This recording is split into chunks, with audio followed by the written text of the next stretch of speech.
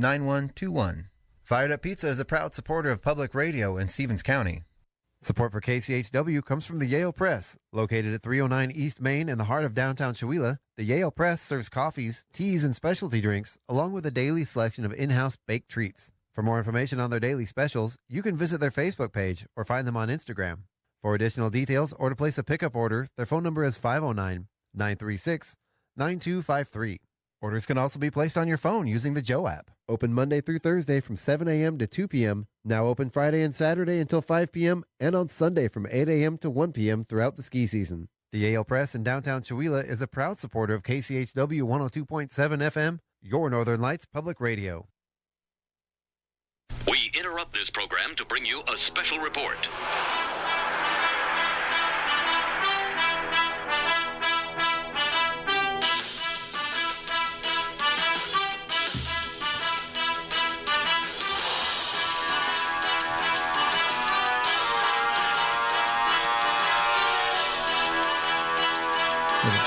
A little dramatic flair for you there with the music. Sounds so serious. Good afternoon, everybody. This is About the Arts. This is a monthly program we do on the first Wednesday of every month with our good friend Tim Nielsen from the Trails End Gallery before the first Thursday Art Walk. Yes. Good afternoon, guys. How you doing? So we have with us today, of course, our co-host Tim, our special guest today, Amalia Fisch. Did I pronounce that correctly? You did. Thank All right. you.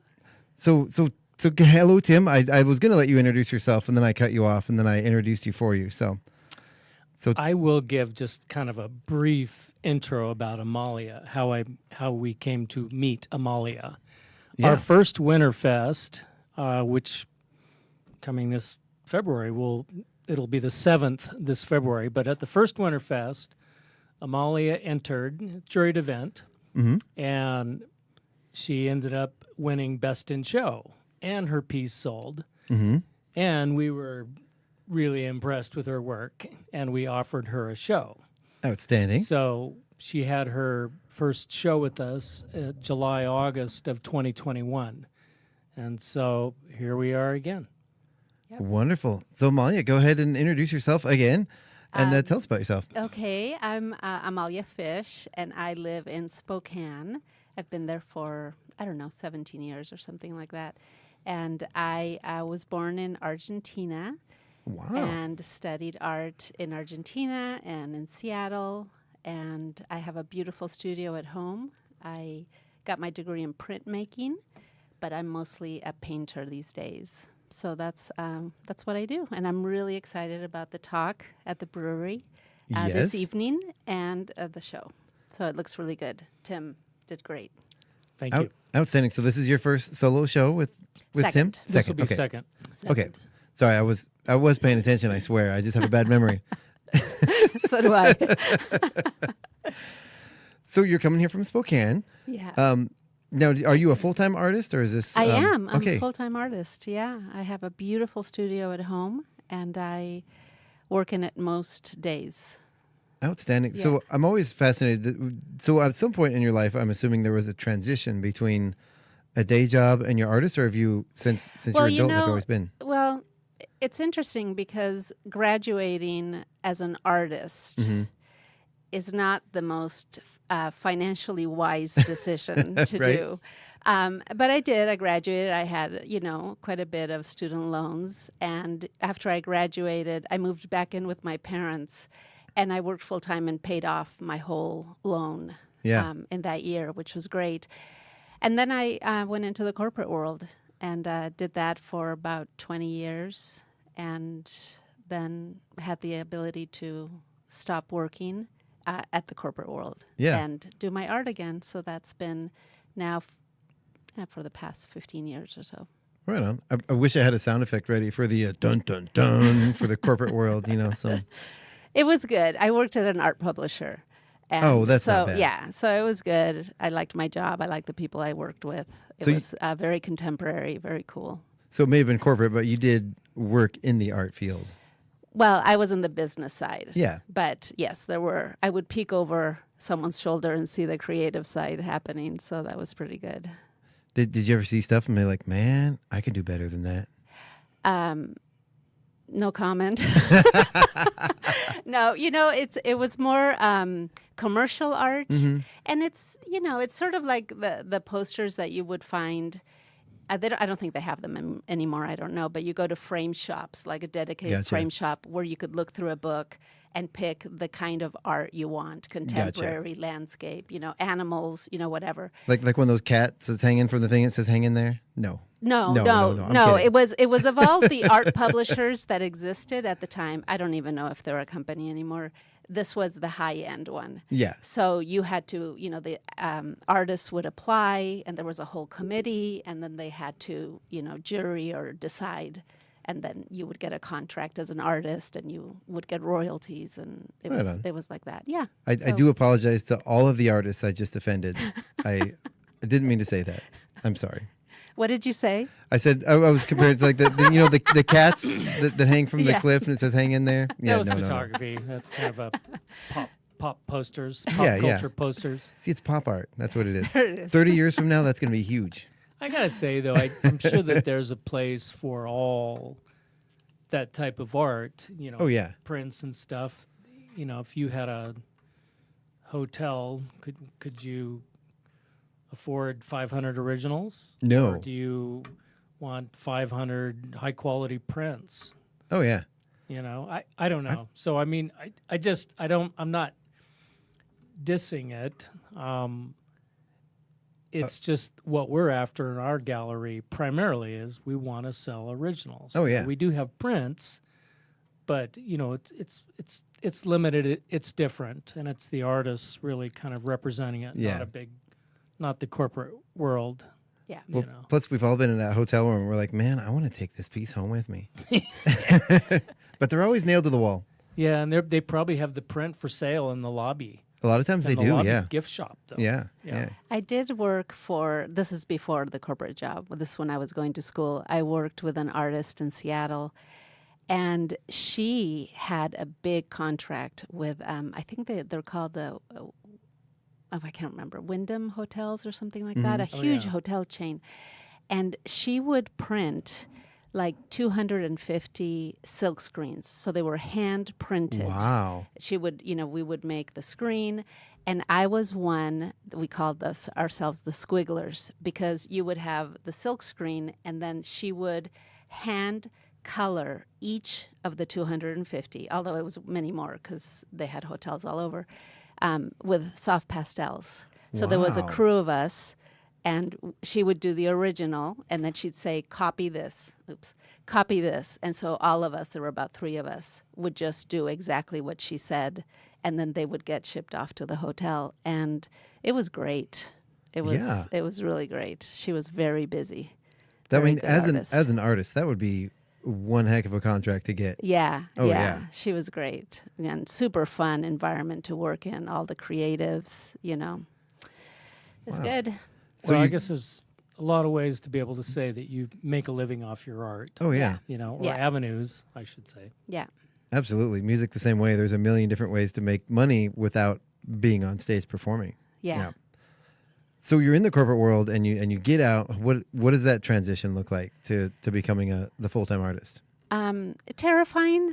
I remember, I decided to do this, and I had a room it was the guest room, and I took everything out and set it up as my studio. And man, I reorganized and cleaned that room so many times, because sitting and actually creating when you hadn't done it for so long, like your own voice, right? Like what's important to me as an artist, it was horrible. And little by little, I'm like, you can do this, you know your stuff. And so I started and I did that, and that went pretty well. Oh yeah, that's Yeah. cool. Yeah, it's Well, good. that constantly rearranging and reconfiguring. Just Google pathological demand avoidance. There you go. I'm sure I'm not Pathological alone. Demand Yeah. avoidance. It is Okay. a clinical Yeah. term. It is a Okay. common symptom with ADHD folks, which Well, which is very common with artists. now it's totally different how I do it, because when I work now in my studio, I make a mess. Like I'm in there, and just working. And then after I'm done with a series of the work that I'm currently working, I need to clean everything and start fresh. But that's just how I'm wired. And it really helps me know that everything is back in its place. And so then when I'm in that creative space, I can go directly to what I need, and get it and Absolutely. work. So I'm glad that I found my way. I feel the same, only my problem is actually doing that and resetting my space. And I end up just being a mess. Yeah. Wow. So your work, what's your favorite medium to work with? Gosh, it varies. I got my first beginnings was in oil paint, and this is what I studied in Argentina in a very classical manner. And I did that. I loved oils and did them for years. And then when I went to Seattle and went to Cornish, which is a liberal art school, and then I went to the University of Washington, at some point, and I'm 60, and this was a long time ago, and I don't remember exactly how it all went down, but I don't think anyone's going to check me. But at some point, I was exposed to printmaking, and I had really I never really knew, what it was, and I fell in love with it. So I switched from a painter to a printmaker, and specifically etching, which is working with metals and acid, and a printing press, and you do everything by hand, and you make editions. And it was just, I love it. I'm a process worker.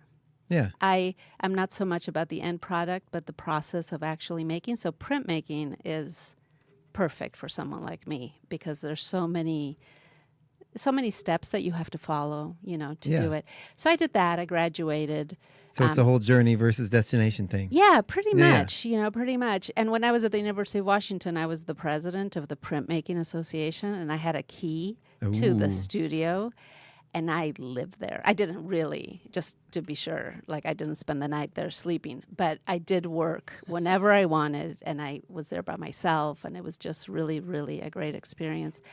And then when I graduated, moved in with my parents and paid off my school loan. And, now my process is quite different. I didn't have a press, which you need. Well, you don't need it to be a printmaker, but back then I thought I needed to, because you can make a print with a wooden spatula and just do a relief print and rub the back of the paper with it, but that wasn't my jam. Yeah. I was into the other stuff, and a printing press is super expensive out of my budget, and so then I switched back to painting.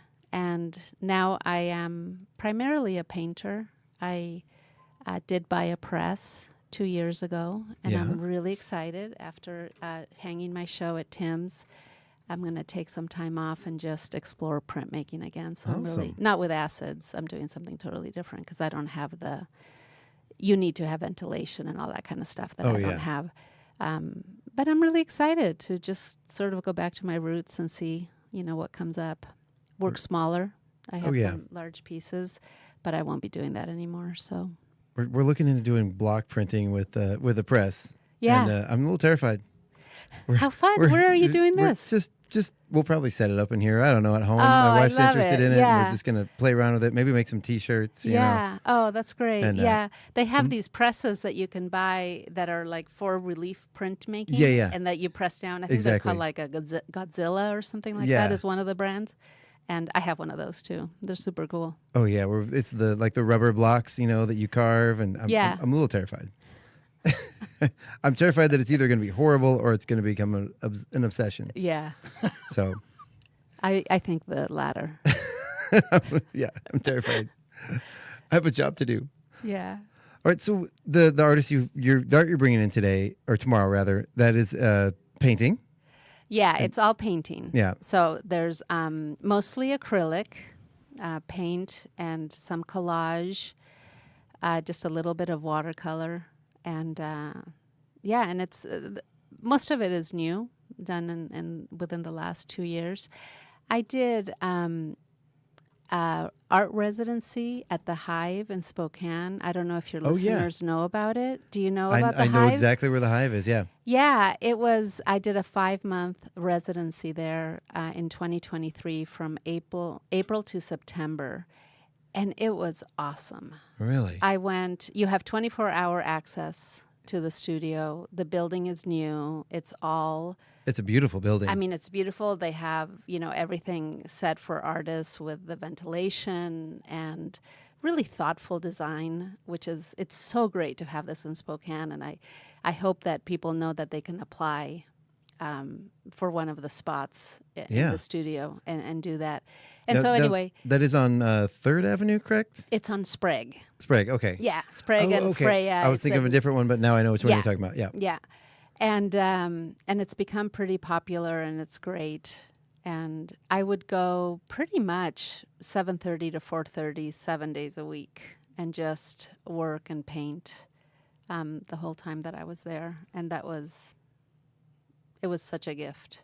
Oh yeah, to do that. They've got facilities. Do they have materials or anything there to use, or just No. provide the space? You get the space. You get amazing tables that are huge, and you can adjust them to roll up and down depending on whether you're sitting or standing to your work. Yeah. There's a fridge. There's windows with shades. I mean, it's just beautiful. I couldn't That's cool. recommend it enough. And is it mostly students there, or just No. it's free to the public?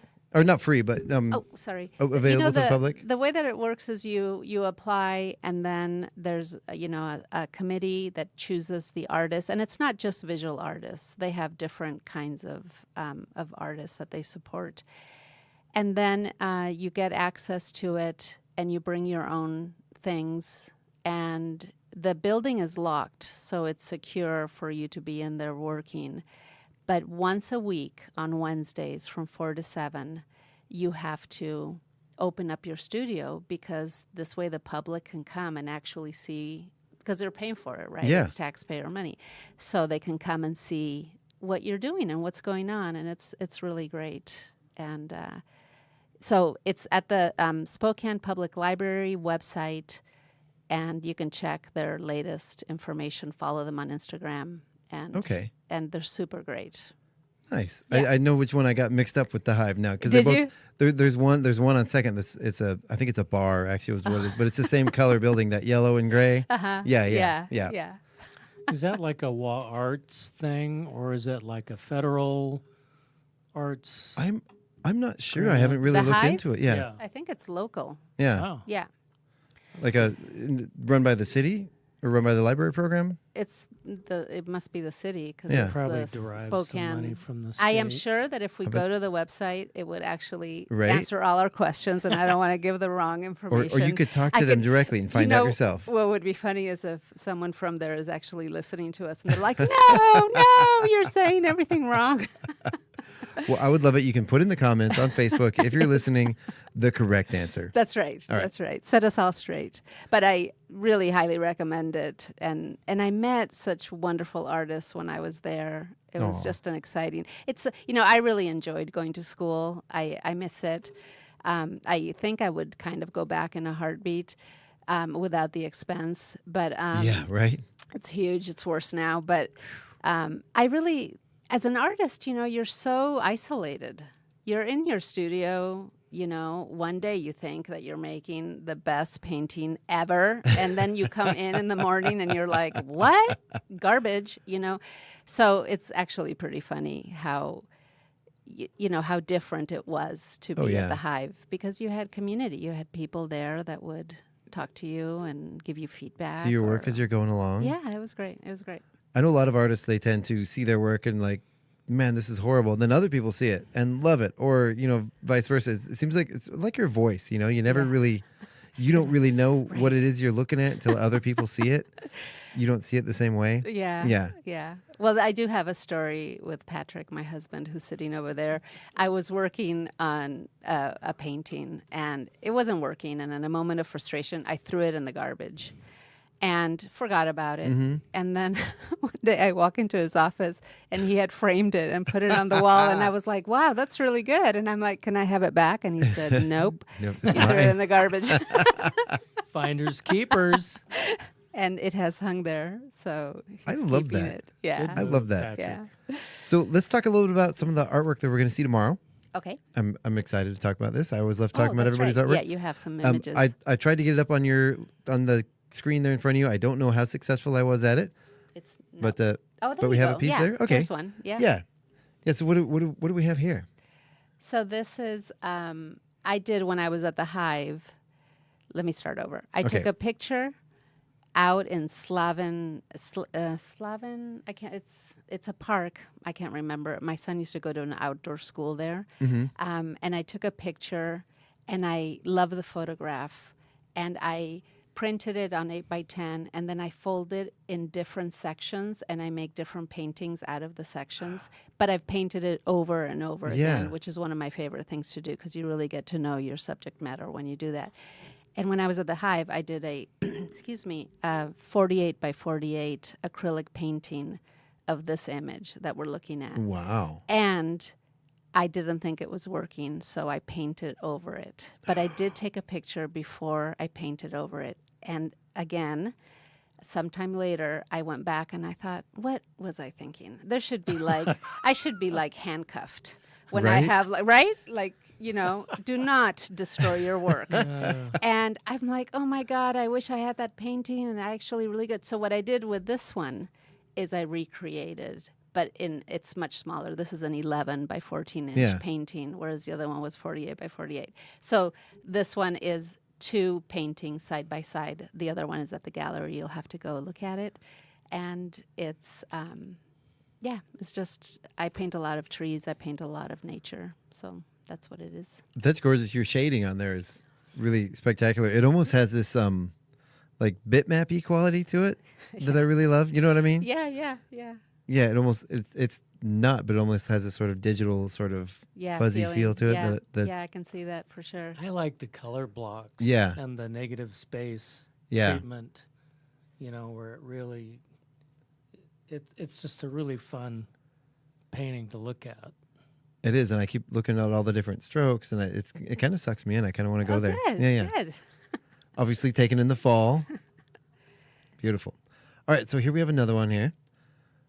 The viewers at home can see this too, or if you're watching on Facebook, YouTube, or Twitch. Tell us this one. This one to me looks almost like stained glass.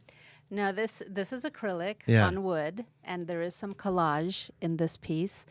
And this is, I love to take photos of nature, or when I'm usually photos, unless I'm doing plein air, which is a totally different way of painting. But then I'm not interested in actually copying the photograph. That bores me. But if I like something, like the form, the shape, I play around with composition, and then I just do my own thing. And this obviously is a green plant, but I painted it in worms and stuff. And I did a whole series of these, and they're in the gallery. So your lines, do you mind if I ask you some of your techniques? Do you want to spill the beans? Is that top secret. Is that okay? No, it is, of course. Can I ask? I want to ask you how old you are. You already told us though. So when you do these collages mixed with the paint, and your lines are so clean between the pictures. Do you use the lines to sort of separate those areas, or do the lines afterwards or in The before? lines are usually the last thing I do. The last thing I do is I varnish it. Okay. But as far as mark making, how my paintings usually start is the beginning is the playful, I don't care what happens at the bottom. I just really, the more loose I am with the application of my paint, the better. Yeah. And then I decide where is the focus point going to be? How am I going to do the composition of it? And then I start, and this is acrylic, so it's I love acrylic. I hated acrylic for most of my art making career because I didn't know any better. But acrylic is great because it dries so fast. I can sand it, I can scratch into it, I can make it transparent, and it's a real delight to work with. And then because I've worked with it so long now, I have little tricks that I do that are kind of signature to me, which I love doing them. And I'll share one for any acrylic painters out there. Please. If you paint an area in a color, let it dry for just a few seconds and then spray water on it. Especially, there's a medicine that you do for your throat. Yeah. And it does big drops as opposed to a mister. It won't work with a mister, but you do the big drops, and then you spray your painting, and then you wait a little bit, and then you squeegee it off. Basically, where the water hasn't dried yet, it's going to remove that top layer of acrylic paint, of paint. And so you can do that over and over, and you start getting depth and different colors that come through. And it's just the exciting part, the magic that you can't control as an artist, that I really, really enjoy. But there's a balance, right? Because I don't want to just like throw paint on there and do a la Jackson Pollock, because that's not who I am. I was just great. going to say. He was great, but that's not how I paint. And then I change colors a lot, the palettes a lot. I add things, I take them away. And then at some point I look at my work and I say, okay, that's good. And if I don't throw it in the garbage, then I frame it and it's good to go. Well, if you have anything else and your husband doesn't want it, that you just can't stand to look at, we'll put it up here, and it'll be behind us on camera when we do the morning show. How about that? That sounds great. I love it. All right, so we got one more here to look at that you brought in. Now tell us about this one. This looks like I'm getting cottage vibe off of it, but it looks more like a college house. vibe? A cottage. Oh, like cottage. Yeah. I'm like, Not college, Like, no. what? My laundry in college. yeah, I don't think that happens. That would have been a very nice, serene. That looks like a different college experience than mine was.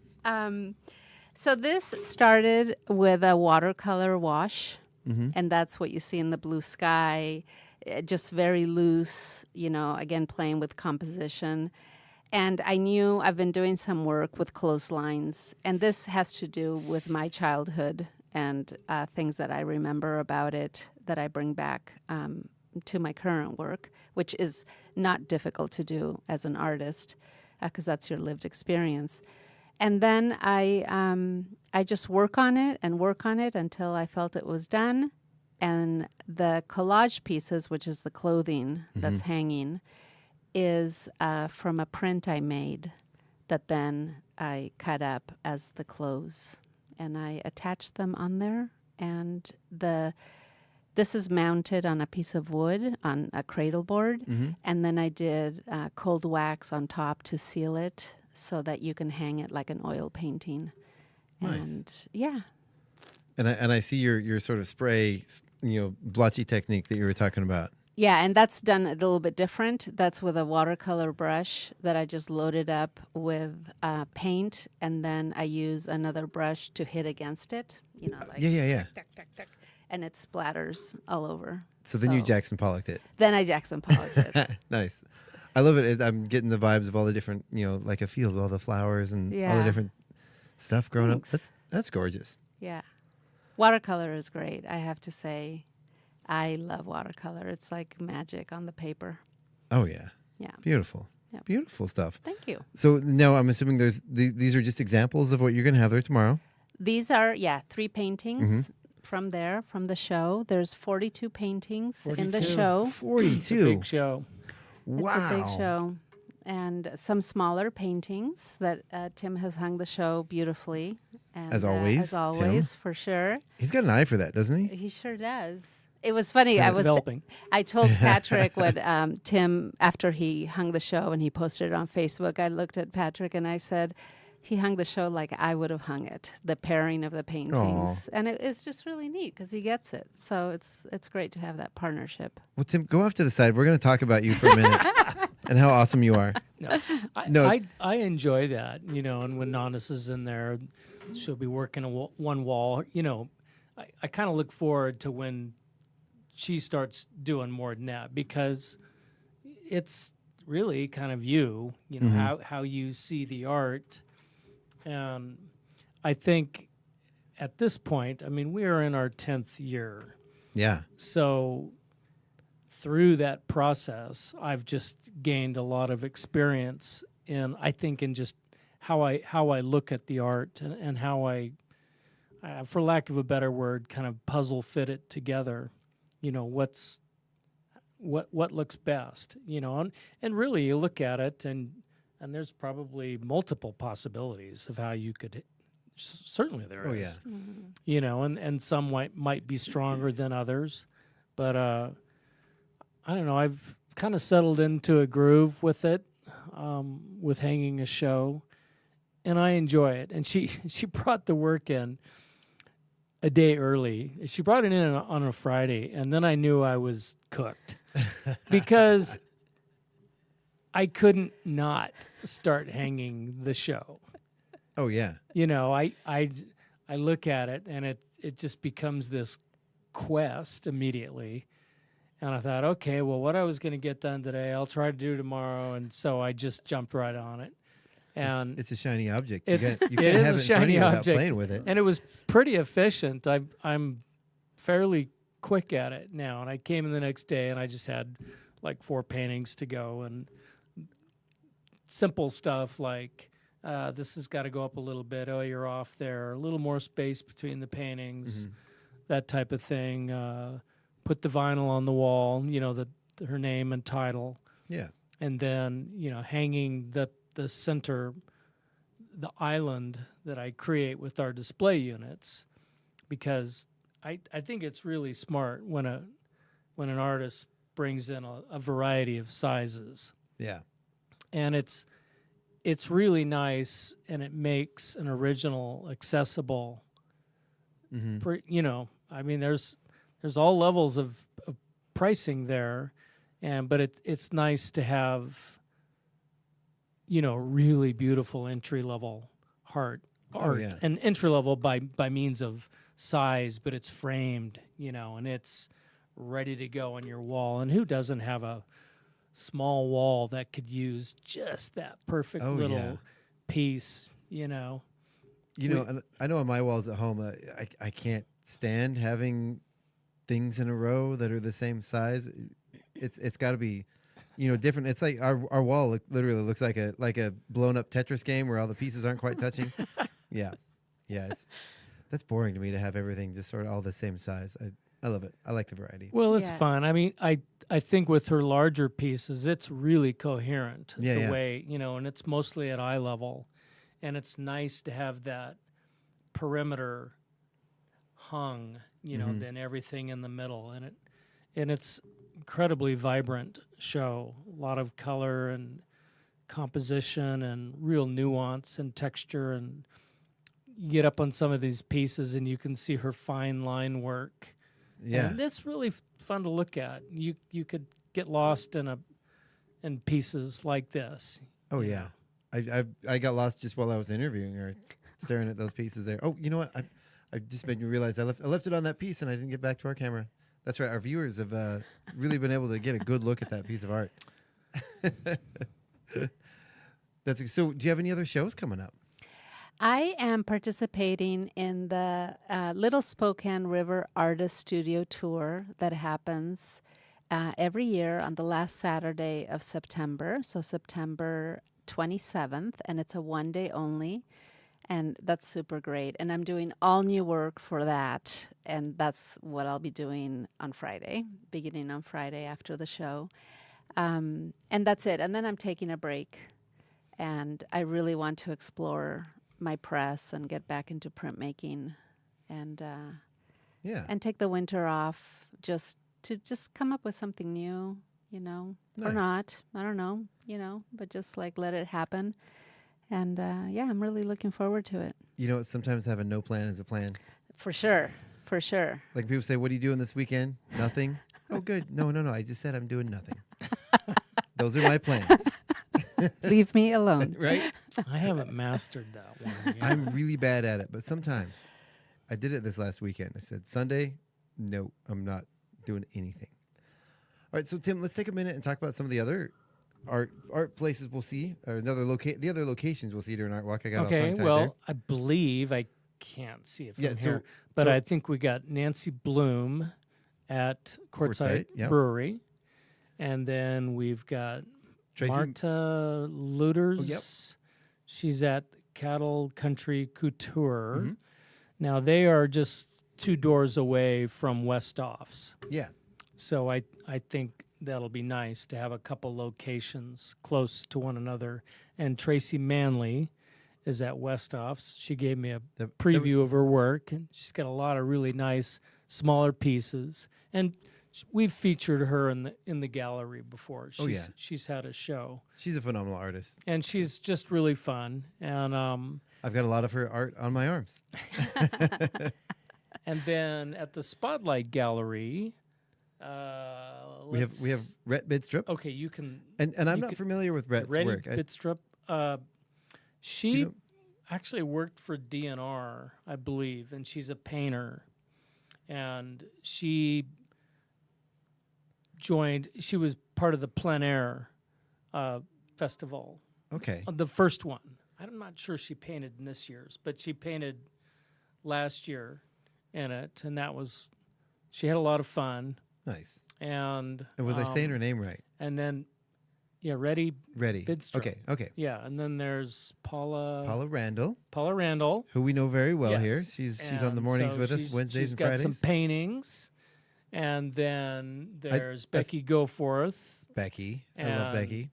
So they will be at the Spotlight Gallery, which is the pop-up gallery that's just down the block from us in the Huff building. Yeah. The Huff Center. Yeah. And that's put and on. That's a one-night thing for them. It is, yeah. And so that's a lot of work to do that for one night like that. It really is. And that's a combination of the Arts Guild and the Creative District puts that on. Yes. It's been a lot of Nondis. Yes. Doing a lot of the work. Yes. But Nondis has really played a huge part in getting that done this year.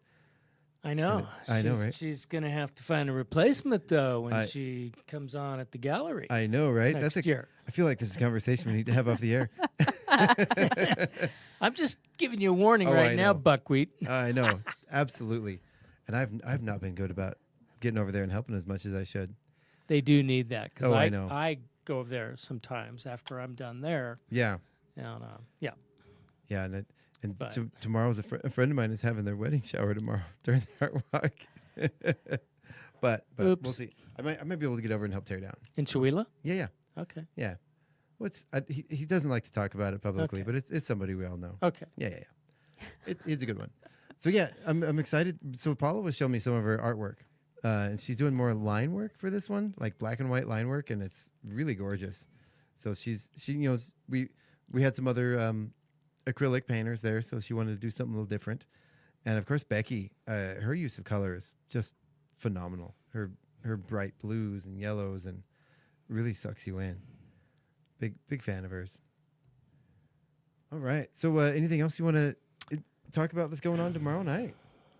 Well, our walk from 5 to 8 p.m. And then actually we all know Amalia's art talk at Quartzsite Brewery tonight.